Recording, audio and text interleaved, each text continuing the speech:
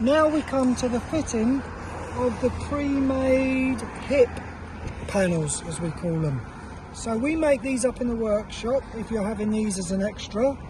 So normally, if you would put this panel on, you may even fit these loosely. But another service we offer is to supply it already as one unit with a bit of batten underneath. Okay, so Colin's going to put it, first job is roughly put it on anywhere. Colin's going to pencil the edge of the pre-made panel, and I'll show you why in a second, why he's doing that. So on each shingle, lightly do it, just very lightly, that will fade later. Okay, then he takes it off again and puts it to the side. It's not a good angle here, but what you need to do now then is a little mark showing where there is a batten below the shingle, and you need to do it outside of this pencil line you've just scribed, because if you did it that side, when you put the pre-made hip panel on, you wouldn't be able to see it.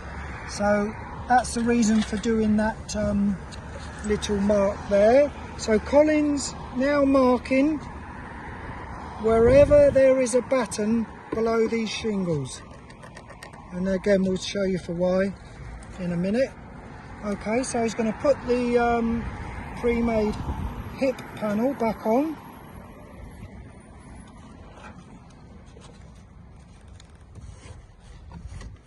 Okay, so he's looking for around 60 millimeters overhang in that corner. It's not absolutely crucial, but something like that. Okay, it's a bit difficult because the other side we haven't got a panel, so it's going to topple over a bit. Right, so that's on.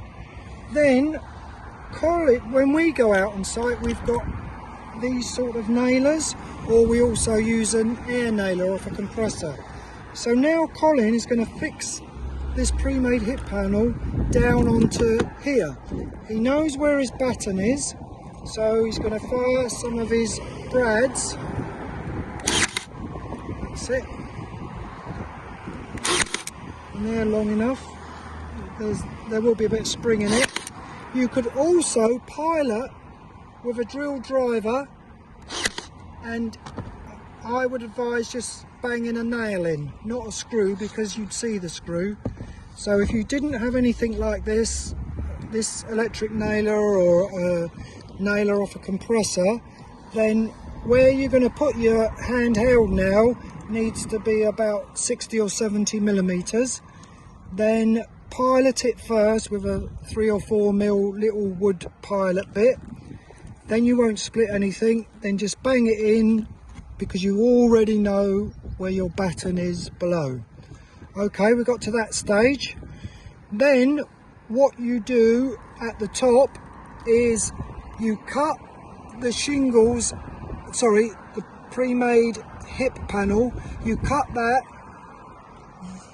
down the center line of the panel. So at this point you'd have to be on the roof, but you find center of the panel down here, Michael, and then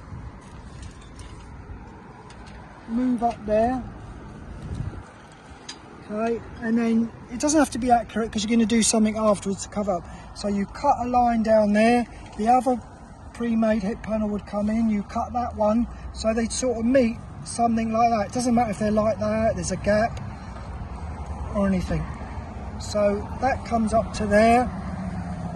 You've done your other one, you've done your other one. This is a square gazebo, so on this one they'd all come to a point, and you would then fit your what we call finial plate, the square one we give you with a hole in the middle, and then right at the end your little finial as a decorative feature. But that really sums it up as to how to fit the roof panels and the pre-made hip panels.